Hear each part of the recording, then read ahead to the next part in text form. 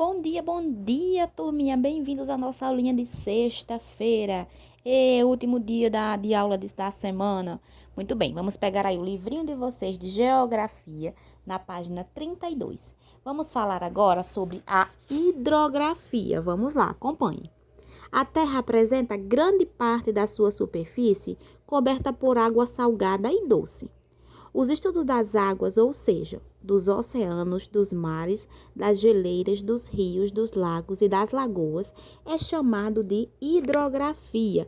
Então, o que é que isso quer dizer, né? O nosso planeta, nós sabemos, é formado por água e terra. A parte da água é chamada de hidrografia. A maior parte dessas águas é salgada e forma os oceanos. O oceano é, portanto, uma grande extensão de água salgada que contorna os continentes. Então, vamos lá, só reforçando, né? A maior parte dessa água do nosso planeta, ela é doce ou é salgada? É salgada, tia. Muito bem, a maior parte da água do planeta é salgada. E a menor parte, né? A menor quantidade, ela é doce. Muito bem. E onde é que está essa água salgada em maior quantidade? Nós podemos encontrar onde? Nos oceanos. Muito bem. E o que são os oceanos, pessoal? Os oceanos é aquela parte de água, muita quantidade de água, que ela é salgada e ela contorna quem? Os continentes. Isso. Vamos continuar agora. Ainda falando sobre os oceanos, o oceano que banha o Brasil é chamado de Oceano Atlântico, tá certo? A parte dos continentes que é banhada pelo oceano recebe o nome de litoral. Chamamos de praia o espaço de terra banhado por um rio, por um lago ou pelo mar. Já a água doce, que aparece em menor quantidade no planeta Terra, ela vai formar quem? Vai formar os rios, os lagos e as lagoas, né? Então, nós temos aqui, né, dizendo que é o litoral, que é aquela parte que é banhada pelo oceano, que a gente conhece como praia, certo? E é composta de água salgada. Já a parte que é formada de água doce, nós conhecemos como rios, lagos ou lagoas. O rio é uma corrente de água doce que segue em direção ao mar ou a outro rio. Alguns rios vão atravessar terrenos muito acidentados e vão provocar desníveis no curso da água. Por exemplo, são as quedas d'água, que também são conhecidas de cachoeira, as cascatas ou os saltos. Há também os riachos, que são os tipos de rios pequenos. Então, o que é que nós temos aqui, né? Que o rio é composto de água doce e ele pode ir tanto para o mar quanto para ir outro rio, tá bom? Alguns rios, não todos, eles passam por terrenos acidentados. O que é isso? São terrenos cheios de pedras, de buracos, né? Não são terrenos planos, são terrenos cheios de buracos e desníveis, tá bom? Os rios, eles têm uma grande utilidade para o nosso lazer. Eles vão servir também para navegação, para permitir o transporte de pessoas e de mercadorias. Os rios, eles também podem produzir energia elétrica. Os rios vão ser fontes de alimento pela variedade de peixes que existem e fornecem a água também aos seres humanos para aliviar a nossa sede. O rio também pode ser usado para irrigar as plantações, ou seja, para a gente aguar as nossas plantinhas, né? Então, nós vimos aí a variedade de utilização do rio. A gente pode fazer uso do rio para as plantas, né? A gente planta e pode aguar elas. Podemos usar também para quê? Para transportar mercadorias ou para viajar de uma cidade a outra. Cidades essas que serão cortadas por um rio, por exemplo, né? Também podemos utilizar para produzir energia elétrica, né? Sabemos que o uso da energia, a produção de energia com a força da água é chamado de hidrelétricas, não é isso? Muito bem. Comida, como assim comida? Nós podemos pescar, são vários tipos diferentes de peixes, podemos beber a água desde que a gente tenha tratado ela, filtrado, né? Muito bem. Isso e outras funções. Agora vamos continuar o nosso assunto. Agora vamos falar sobre as partes que compõem o rio, né? Cada parte de um rio tem um nome diferente, que a gente pode até chamar de elemento, por exemplo. Existe a nascente, o leito, a foz, as margens dos rios, a população ribeirinha, certo? Nós também vamos ter o afluente dos rios, a ilha fluvial. Agora vamos trabalhar cada um deles.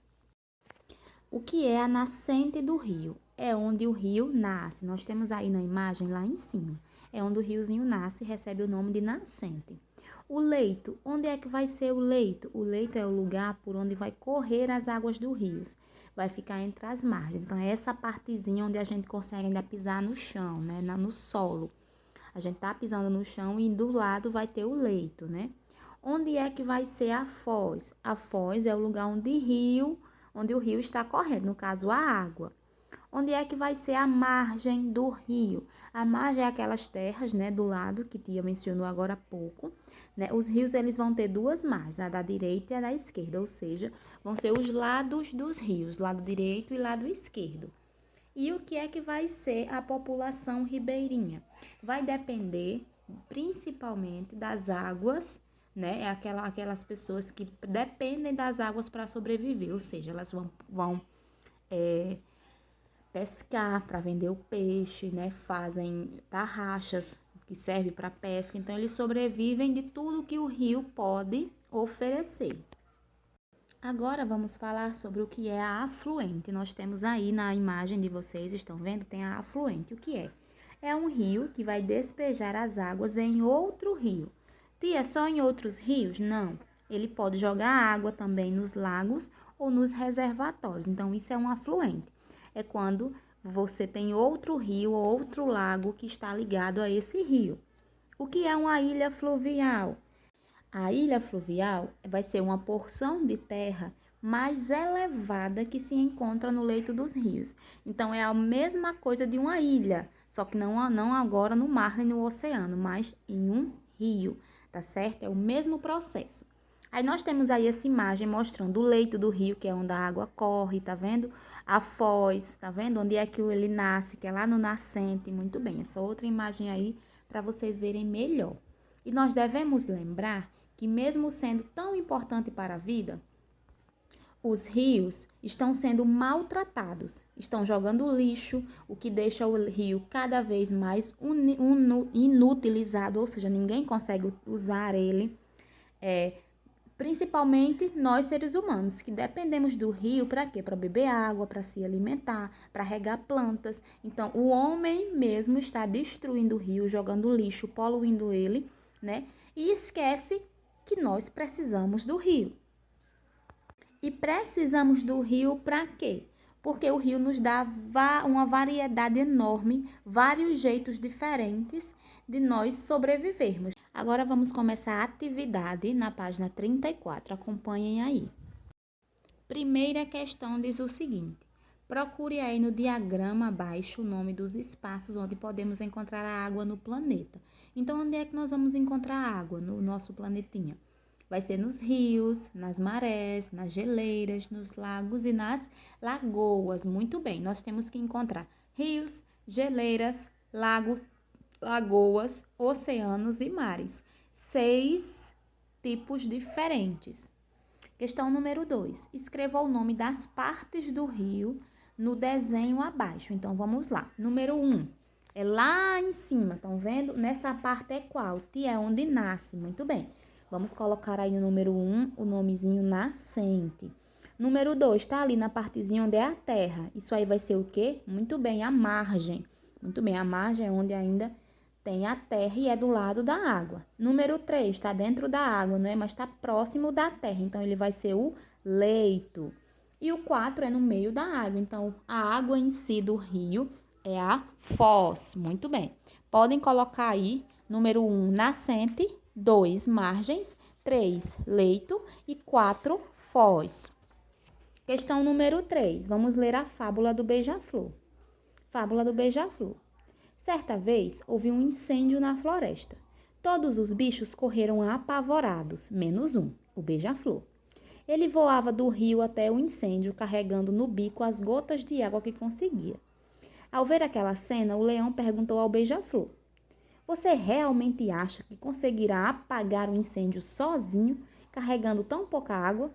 O beija-flor então respondeu: Eu não sei se eu vou conseguir, mas eu estou fazendo a minha parte. Moral da história. Se cada um fizer a sua parte, o mínimo que seja, o menorzinho que seja, estará contribuindo para o bem de todos. Que fábula linda, pessoal. Agora vamos lá. Letra A. O que você compreendeu dessa fábula? O que você entendeu, né? Eu entendi, tia, que a gente tem que fazer a nossa parte em tudo. Por exemplo, né? Você não quer sua rua suja, então você não joga o seu lixo na rua. Se você não joga o seu, você está fazendo sua parte, não é isso? Imagine aí se todo mundo jogasse o lixo na rua, né? A rua seria um lixeiro enorme.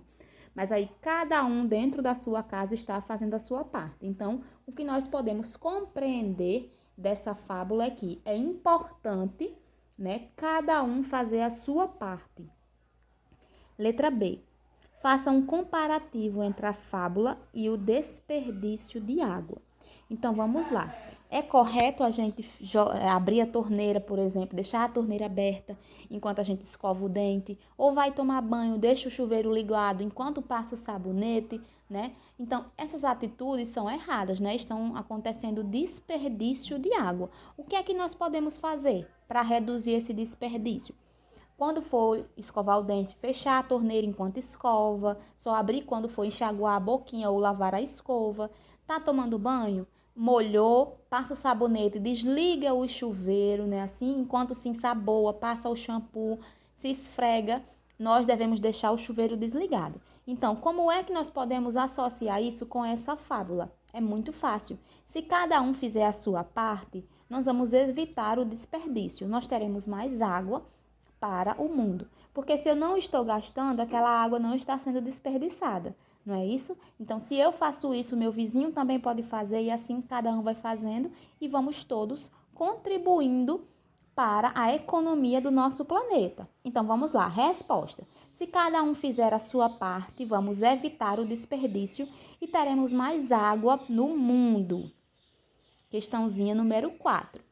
Nós podemos utilizar água, desenhe nos quadros abaixo. Então, como é que a gente vai utilizar a água? Como é que a gente pode utilizar a água na comida, na alimentação? A tia cozinhando, ou então lavando as frutas, as verduras, os legumes, não é isso? Muito bem, é assim que a gente pode utilizar a água na nossa alimentação. E nas plantações, como é que nós podemos utilizar a água nas plantações? Simples, né? Vamos regar as plantas. Então, vamos fazer um desenho aí de vocês regando as plantinhas. E na terceira, que é na higiene. Como é que nós podemos utilizar a água? Simples, tia. Pode ser lavando a mão, escovando o dente, tomando banho. Muito bem, é isso mesmo. Vamos agora para a próxima questão. Questão número 5. Vamos ler a canção desse poema aí embaixo. A canção, o título é Água. Tudo que passa aqui não passa de um naufrágio. Eu me criei no mar e foi lá que eu aprendi a nadar para nada. Eu aprendi para nada. A maré subiu demasiado e tudo que está é água. Que é água. A água para encher, água para manchar, água para vazar a vida, água para reter, água para arrastar, água na minha comida, água. Aguaceiro, aguadouro, água que limpa o couro até a mata. E aqui nós temos um poeminha, né? Água. Água de chuva que escoa pela calçada, água que molha a plantação é a mesma água jorrada pela população. Todos deveriam ter a consciência de da água cuidar para garantir o crescer do alimento que brotar.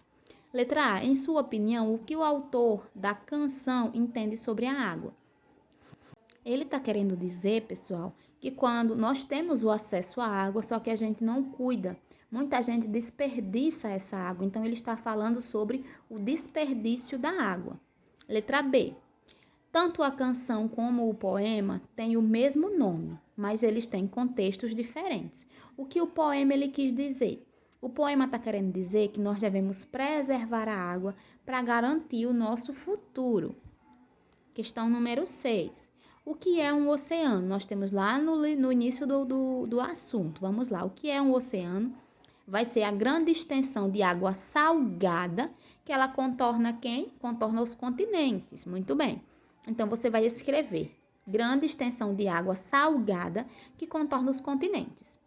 E agora a letra B. Como é que nós podemos definir a praia? Nós chamamos de praia o espaço de terra que é banhada por um rio, por um lago ou também pelo mar. Letra C. O que você compreende por litoral? Litoral é aquela parte que é banhada pelo oceano, muito bem, que a gente também conhece como praia. Então, podemos colocar aí que é a parte dos continentes banhada pelo oceano. Encerrou geografia, pegou o seu livrinho de reforço na página 96. E aqui nós encerramos nossa aulinha de hoje, né? Pegando o livrinho de reforço na página 96. Agora a tia vai postar a foto para vocês corrigirem, tá bom, pessoal? Beijinho, bom final de semana para vocês. Nos vemos na segunda. Beijinho, turma!